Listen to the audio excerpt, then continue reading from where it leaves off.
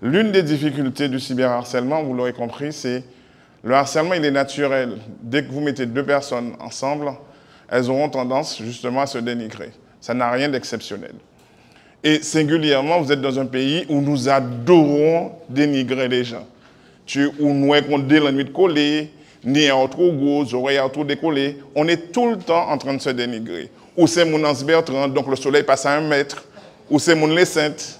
Ou c'est mon Marie-Galante, donc on a un gros talon. On est tout le temps en train de se dénigrer. Et donc forcément, ce n'est pas le fait de se dénigrer qui pose problème. Ce qui pose problème, c'est la continuité. La deuxième chose qu'il faut retenir, c'est que tant que vous étiez au collège à l'époque, vous étiez harcelé dans la cour, vous étiez harcelé dans la classe, mais une fois rentré chez vous, vous pouviez souffler. Le problème du harcèlement numérique, c'est que ça se passe à l'école, ça se passe à la maison, et ça ne s'arrête jamais. De plus, je pourrais vous faire sourire parce que pendant un moment où j'ai commencé à travailler sur la question du harcèlement numérique, les gens pensaient qu'il y avait un Internet local. Ça m'a bien fait rire. On est vraiment des pieds nickelés. Non, c'est vrai. Et je disais aux gens, non, le harcèlement numérique, peu importe là où vous allez, vous n'avez pas le droit à l'oubli. Tout ce qui est posé reste. La deuxième chose, c'est qu'on a fait croire aux gens qu'on pouvait arrêter et suspendre. Et je leur dis non. La juridiction française permet de protéger les mineurs, pas la juridiction anglo-saxonne. Un film peut être bloqué en France, mais vous allez à la Dominique, vous allez le retrouver. Ce ne sont pas les mêmes législations. Et donc, les premiers acteurs du harcèlement de leurs enfants, ce sont les parents. Je suis désolé. Le législateur a mis une règle qui n'était pas d'identité numérique avant 13 ans, et pourtant, aujourd'hui, vous avez des gamins, oui, je sais, ça fait sourire, vous avez des gamins qui sont au primaire et qui ont des iPhones et autres outils dont ils n'ont pas la maîtrise. Donc la question, c'est ce que tu disais, entre l'œuf et la poule, qui commence. Mais si nous, parents, nous ne sommes pas en mesure de protéger nos enfants, il faut qu'on se pose les bonnes questions. Est-ce que réellement le harcèlement numérique existe? La réponse est non. Si chacune des parties respecte les règles, ben on peut effectivement, ne serait-ce que réduire la question numérisante du harcèlement. Et c'est ce qui est important à retenir parce qu'on pourra inventer tout ce qu'on veut, mais si les parties qui sont censées être en situation de protection, et je reviens sur le rôle de l'école, puisque généralement, l'institution dit qu'elle n'a pas vu, je suis désolé. La loi dit effectivement qu'au collège, le portable est interdit. Je dis, la loi dit. Sauf que le législateur, il n'est pas guadeloupéen, il n'est pas martiniquais, il n'est pas réunionnais. En fait, ce que pensent des gens dans le confort de leur intellect, les individus transforment. Nombre de parents vous sortent 3 règles qui me font toujours sourire. J'ai donné un téléphone à mon enfant, c'est pour savoir à quelle heure il sera à l'école. Non, mais on est débile ou quoi? À quoi sert le cahier de texte? La deuxième raison, c'est si lorsqu'il rentre de l'école, il se fait agresser, il pourra m'appeler. Mais moi, si j'ai envie d'agresser votre enfant, la première chose que je fais, c'est de prendre le téléphone. Pourquoi vous rigolez? La troisième, je la trouve, c'est celle qui est la plus juteuse. Les gens vous expliquent en fait que s'il arrive quelque chose à mon enfant à l'intérieur de l'établissement, je dois pouvoir être prévenu. Et j'aime rappeler aux gens que jusqu'à la preuve du contraire, il y a encore un téléphone filaire dans tous les établissements de la Guadeloupe. Et donc, si vous déposez votre enfant au collège Michelet, vous n'êtes pas censé le retrouver à Gerville-Riache. Je dis ça, je ne dis rien. Donc, vous aurez vu que tout le temps, on crée des situations qui vont mettre en danger nos enfants. Et ça veut dire qu'en fait, dès lors qu'on parle de cyberharcèlement, et lorsqu'on parle de cyberharcèlement en Guadeloupe, puisque c'est ici qu'on vit, ben, il faut se poser 3 questions. Quel est le rapport culturel, déjà de 1, au cyberharcèlement? Deuxièmement, est-ce qu'on a un rapport éducatif qui est encore maintenu? Et troisièmement, est-ce qu'on sait faire société? Dans le cyberharcèlement, si au départ, j'ai un problème, tu verras, je vais mettre quelque chose sur les réseaux, tu verras. Une fois que j'ai fait ça, j'ai perdu mon fil parce que je ne contrôle plus rien. Oui. Mais pourquoi j'ai dit que je veux t'embêter? Parce que j'ai souffert de quelque chose que tu m'as dit, que tu as fait. Donc, pour me venger parce que je souffre, je vais mettre quelque chose sur les réseaux. Donc, quand on harcèle quelqu'un sur le net, bien souvent, c'est parce qu'on souffre. Parfois, on souffre dans la vie courante, on n'arrive pas à le maîtriser, donc on se dit, bon, au moins, là, on ne me verra pas, je vais le faire, je vais faire souffrir d'autres. Donc, je suis d'accord avec Ronel, le harceleur a besoin d'aide. Le harcelé a aussi besoin d'aide. Mais la question, comment on va s'en sortir de tout ça? Si on n'avoue pas, ça crée tel sentiment en moi. J'arrive à un point où j'arrive plus à contrôler, trouver la personne qui pourra nous écouter. Si ce sont les parents, c'est bien, mais le problème, c'est que les parents vont se mettre à pleurer avec vous. Ils ne vont pas toujours vous aider. C'est pourquoi on vous dit d'aller vers un professionnel. Vous avertissez les parents, quelqu'un de proche, allez voir un professionnel pour mettre le doigt sur ce qui vous fait mal, pour que vous puissiez comprendre aussi pourquoi ça me fait mal quand on dit telle et telle chose de moi. Quel problème je dois régler pour que ça arrête de me faire mal, pour que je puisse faire face, pour que je sois suffisamment armée. Allez voir un professionnel. Vous qui avez été harceleur, sans le vouloir, on va dire, il y a aussi un problème à régler. Pourquoi est-ce que j'ai envie que l'autre souffre? Est-ce que j'en suis jaloux?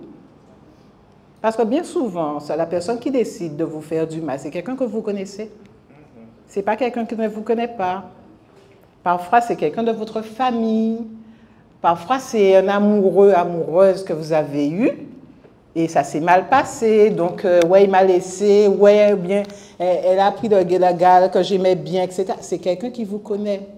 Donc, la personne qui harcèle doit essayer de comprendre qu'est-ce qui se passe en moi qui fait que je n'accepte pas que l'autre ait, que l'autre y arrive, que je n'y arrive pas. Il y a ce problème à régler. Et c'est pour ça qu'il y a des professionnels qui se forment de plus en plus pour vous écouter, pour vous accompagner. Et puis, il y a autre chose, notre rapport vraiment avec l'outil. Là, je ne parle pas à des collégiens, je parle à des jeunes adultes que vous êtes. Si vous sentez un moment, je n'ai plus le contrôle, déposez l'outil. N'allez pas forcément regarder qu'est-ce qu'on a dit de moi sur ma dernière photo. Vous avez vu un commentaire, deux commentaires qui ne va pas, mettez ça de côté. Puisque plus vous allez regarder les commentaires négatifs, plus vous allez plonger. Donc, il faut apprendre à gérer l'outil.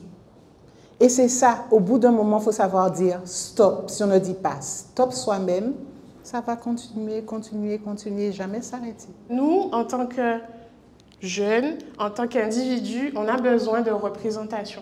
Ça, c'est un caractère important et on n'en a pas forcément dans la catégorie de femmes que je suis. Alors, je me suis dit, pourquoi ne pas avoir un média, un espace, en fait, pour parler de tout. Du poids des femmes, mais pas que, de la manière dont on se sent réellement. Et ça a fait mouche, on a une communauté qui est de plus en plus grandissante et on fait des actions justement par rapport à la grossophobie dans les établissements scolaires.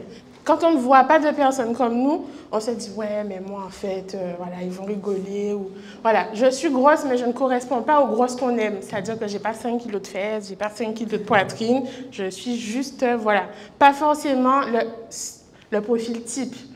On est conscient et consciente que les influenceuses, comme elle disait la première intervenante, les grosses influenceuses, ce sont des gens, les pecs, les machins, alors que moi, je n'y correspondais pas du tout. Et souvent, on me dit, merci d'avoir osé parce que maintenant, moi aussi, j'y crois. Et ça, c'est le plus beau des compliments. C'est vrai que quand on est sur les réseaux, il faut être prêt à être attaqué, à être jugé.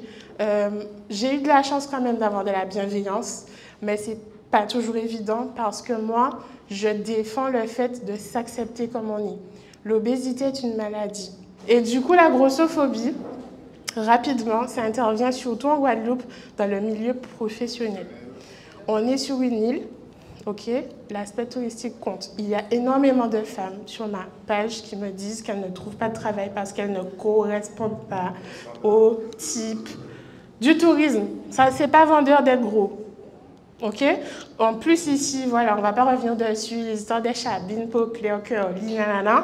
Donc quand tu n'es pas tout ça, C'est dur. Donc, elles nous écrivent par rapport à ça. Il y a beaucoup de grossophobie par rapport à la sphère médicale. Certains soins ne sont pas réalisables quand on a un poids limite.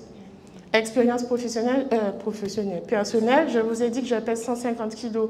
La table pour faire une IRM ne dépasse pas 120 kg. Donc, en fait, moi, je fais quoi? Vous comprenez, il y a vraiment des choses à faire par rapport à ça. Dans la sphère scolaire aussi, puisque maintenant, j'interviens dans les établissements scolaires, parce que les choses ne sont pas adaptées. Les uniformes, par exemple, ça s'arrête à la taille XL. Si ton enfant il fait du 3XL, il fait quoi? Il n'y en a plus. Les chaises avec les accoudoirs. Si ton enfant est trop gros, il ne rentre pas, on fait quoi? Il reste debout. Pas mal de choses comme ça où la population doit être sensibilisée. Mais ça va vraiment, je pourrais vous en parler des heures, mais les avions aussi. Parfois, les personnes grandes sont obligées d'acheter 2 billets d'avion. Vous avez vu le prix des billets ou pas? C'est à 1500 pour aller là, c'est chaud, il faut être motivé. Donc, vous comprenez qu'il y a vraiment des enjeux. Et sur les réseaux, ok, t'es moche, machin, t'as un gros nez, mais la grossophobie, elle est vraiment présente. Parce que si tu ne corresponds pas à un type, t'es pas une Kimka ou je sais pas pour les femmes, mais en fait, on est plus exposé à ça. Donc, c'est vrai que mes actions sont vraiment ce qu'on appelle du body positive, être bienveillant avec soi-même. Et je pense que c'est quelque chose pour les gens qui sont là et qui veulent se lancer sur les réseaux. Parce que moi, franchement, je vous assure, c'est toi qui parlais d'être introverti. Je ne suis pas quelqu'un d'extraverti du tout. Mais les gens se reconnaissent parce que je livre un message, je suis moi-même, je ne change pas et je pense que c'est super important. Et aussi d'être bienveillant avec soi, mais avec les autres. Les personnes peuvent ne pas être OK avec ce qu'on partage, mais ça, c'est leur problème, en fait. C'est pas, quand on est influent, on n'a pas la science infuse, on se trompe. Il y a des choses aussi qui ne vont pas plaire. Il faut être prêt à ça et toujours être bienveillant avec soi-même. Aujourd'hui, l'intérêt pour nous d'être présents parmi vous, c'est de vous expliquer, quand on est victime de cyberharcèlement, ce qu'il faut faire. Donc, qui sommes-nous? Nous sommes une association composée de juristes, d'assistantes de services sociaux, d'intervenantes sociales en gendarmerie et également de psychologues.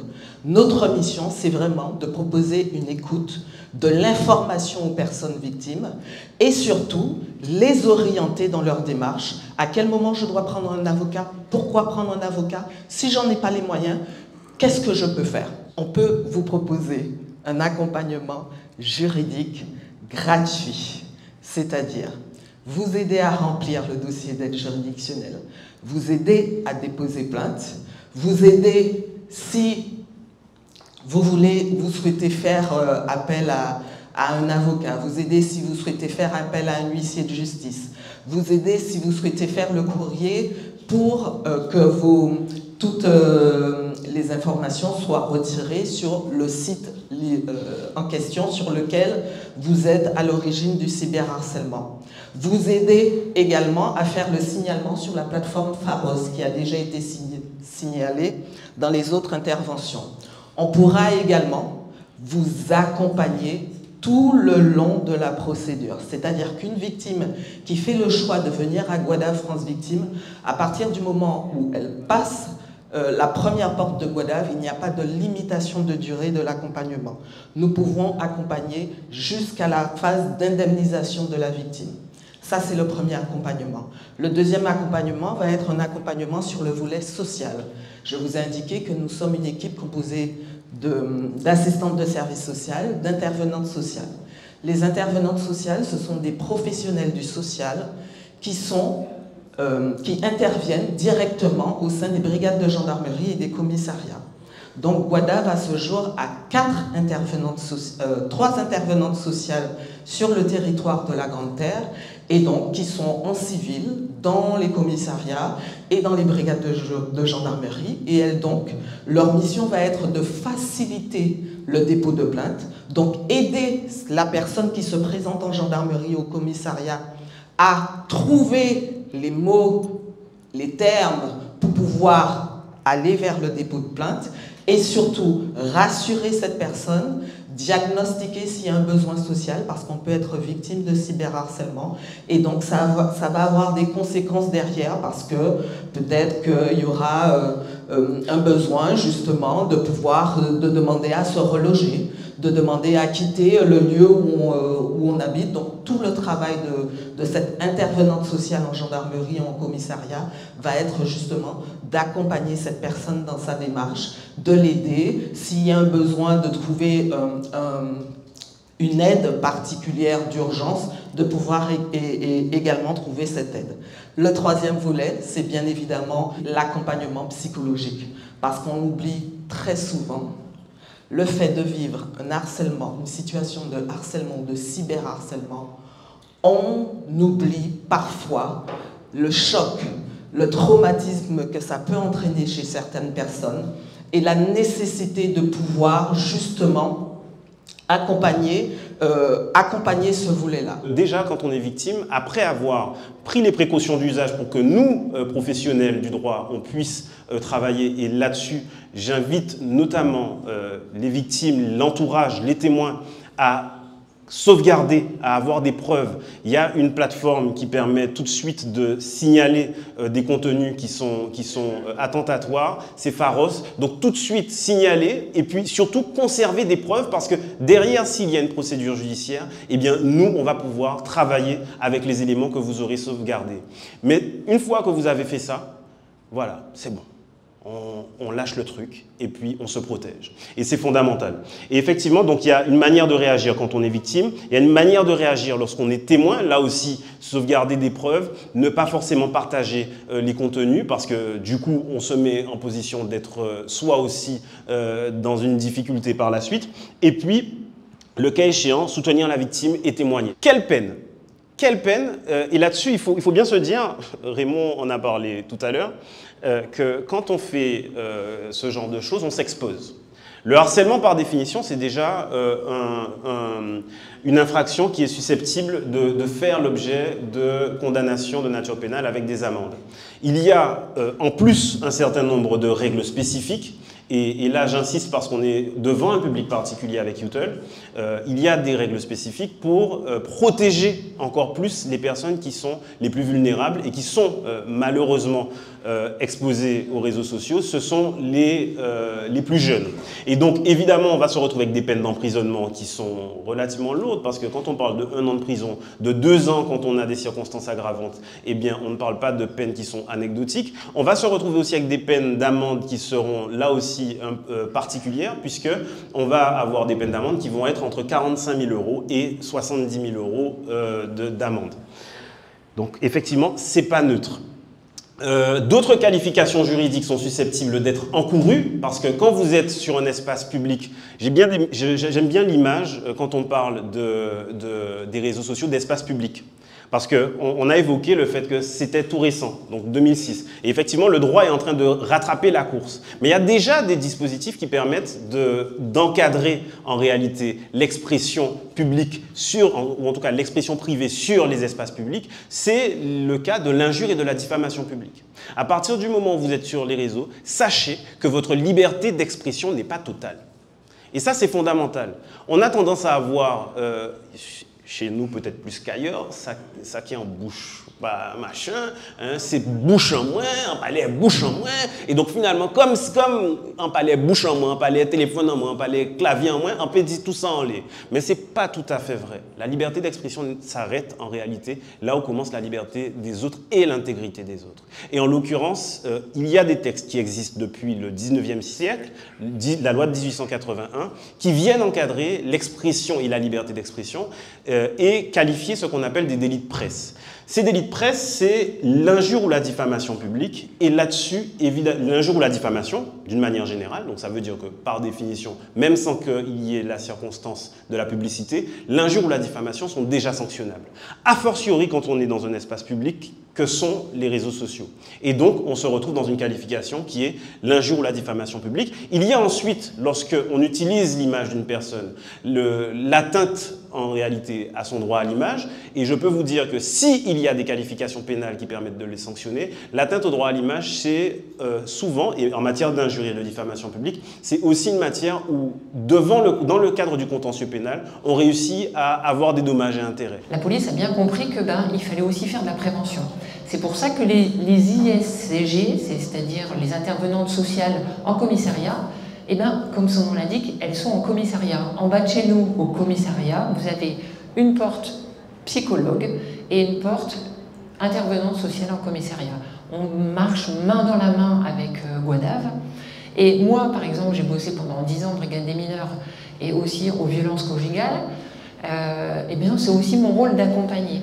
Et en tant que victime, quand vous allez vous trouver devant une policière, un policier, vous avez aussi des droits. L'article 10-2 du Code de procédure pénale, c'est un article qui est fait pour les victimes. Mes collègues, alors je sais qu'on ne fait pas tous bien notre travail, et ça c'est dans tous les métiers, d'accord, va devoir vous donner vos droits en début d'audition, en début de plainte. Cet article 10-2, il dit quoi? Pour vous dire aussi que le législateur a beaucoup évolué. Avant, les droits des victimes, elles étaient à 4-5, si je ne me trompe pas. En 2023, je crois qu'on doit être à, je ne vais pas dire de bêtises, mais je crois que c'est 19 droits, quelque chose comme ça. Notamment, par exemple, d'être accompagné. Un collègue pourra vous dire « Non, non, non, moi je vous prends toute seule et c'est... » Non, vous avez le droit d'être accompagné en tant que victime. Soit d'une association, par exemple, soit d'une amie. Donc il faut qu'elle soit majeure, quand même. Ça, c'est un des droits, et ça, par exemple, si un policier ou un gendarme vous dit « Non, non, non, vous n'avez pas le droit », eh bien si, vous avez le droit. Et le cyberharcèlement, c'est aussi une dégradation des conditions de vie. Moi, quand vous allez venir effectivement dans mon bureau, si vous venez avec un certificat qui justement dénote que vous n'êtes pas bien, mais moi aussi, dans mon audition, il va falloir me dire que vous n'allez pas bien.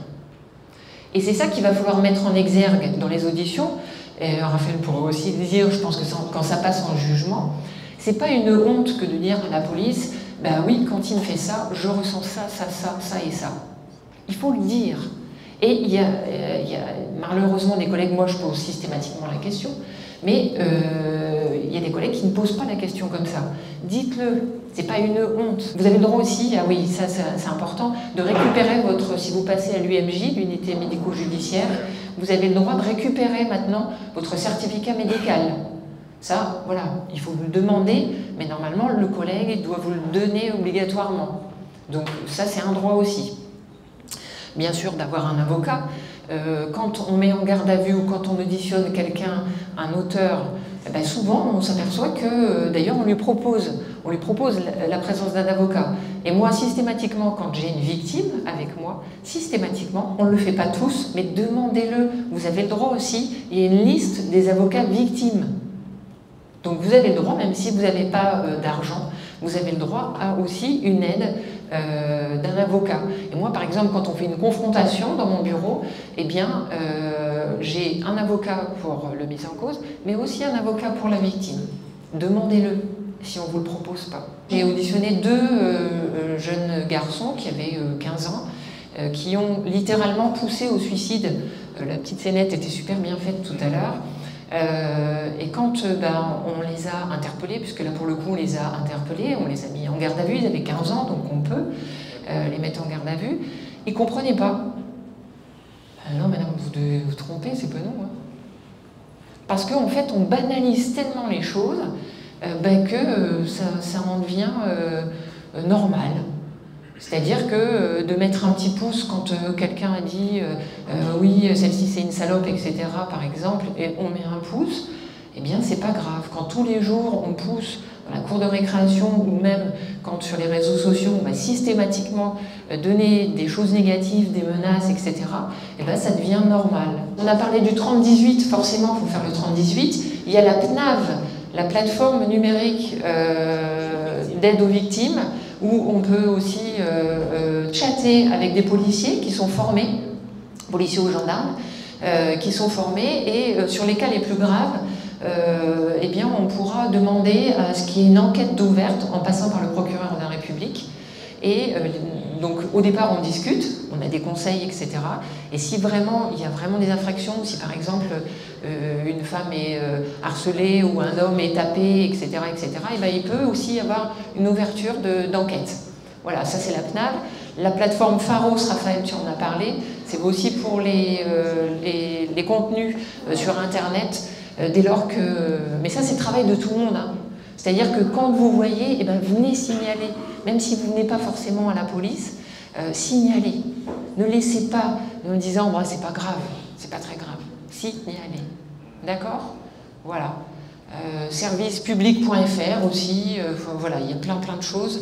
Et puis aussi sur chaque réseau social, eh bien, il y a aussi un signalement. Si vous mettez signalement TikTok, signalement Instagram, etc., eh bien, même les liens sont tout de suite faits et on peut aller signaler en direct.